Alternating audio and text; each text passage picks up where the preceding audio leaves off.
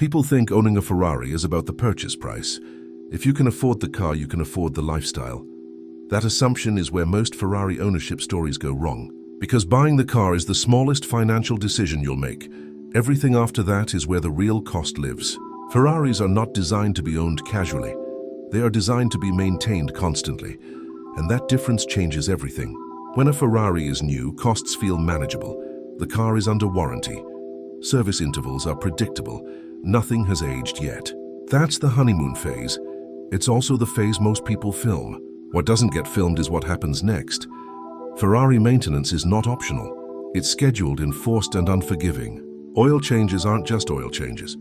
They involve specialty fluids, large quantities, and labor that takes time because everything is tightly packaged. Routine service can cost several $1,000s without anything being wrong. And that's before wear begins. Tires are one of the first shocks. Ferraris run wide, soft performance tires designed for grip, not longevity. Depending on driving style, a set can last anywhere from a few thousand miles to one spirited summer. Replacing them isn't cheap, and alignment often follows. Brakes come next. Carbon ceramic systems are incredible. Quiet, powerful, fade-resistant. They're also expensive. Replacing rotors and pads can reach 5 figures. Not because Ferrari is greedy, but because the materials are specialized and the tolerances are extreme. Then there's insurance. Ferrari insurance isn't just about value, it's about repair risk. One minor accident can generate a massive claim. Insurers price that risk in immediately. Premiums can rival the monthly payment on a normal car, and that's every year. Storage is another hidden cost people ignore. Ferraris don't like sitting. Batteries drain. Fluids age, seals dry. Owners who don't drive regularly still pay, either in preventative maintenance or in repairs later. Low mileage isn't always a good thing. As the car ages, warranties end. That's when ownership changes completely. Out-of-warranty Ferraris expose owners to the full cost of precision engineering.